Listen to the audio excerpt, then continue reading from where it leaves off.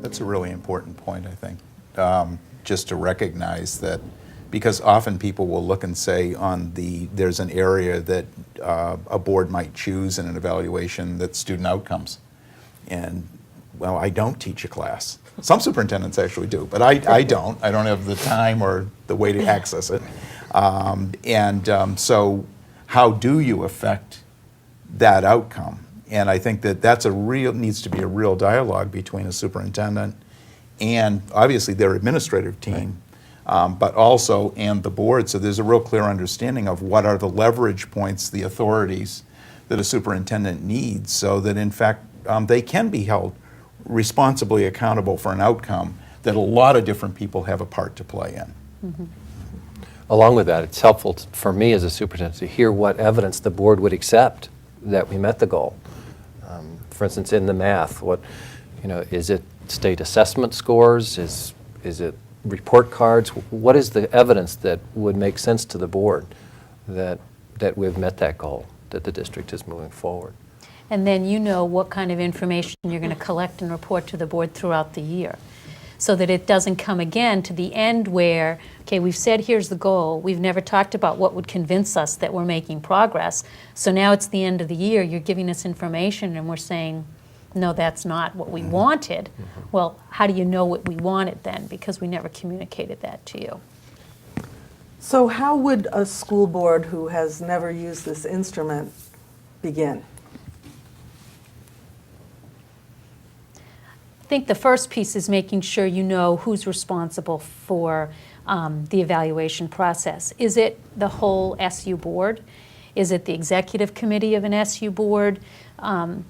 Is it if it's in a supervisory district, I think it's pretty clear, but even then you may have a subcommittee. So you need to really start with who's going to customize and manage the process of the evaluation. All board members need to have a voice in it, but who's sort of making it happen?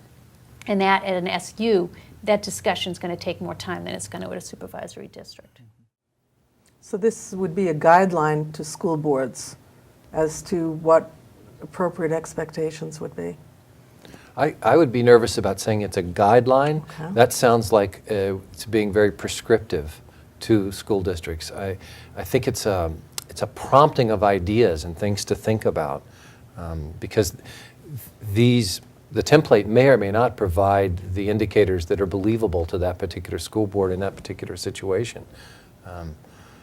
I think language is going to be so careful. We have to be so careful with language in this process, so that the work that has been done on this template doesn't get translated into any kind of this is it.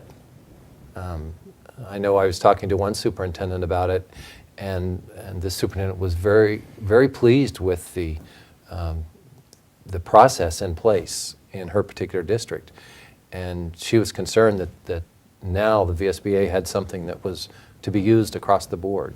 And So I don't know, just the word guidelines provoked that in me. So she saw that it could be something disruptive?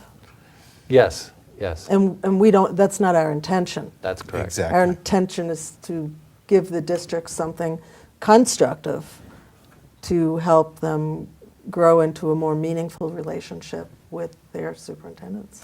Exactly, and I think that's how we need to view it, is that if a district has something that really is working, for them already, I think that it's kind of like if it ain't broke, don't fix it. Mm-hmm. If it's really doing the job and doing it well.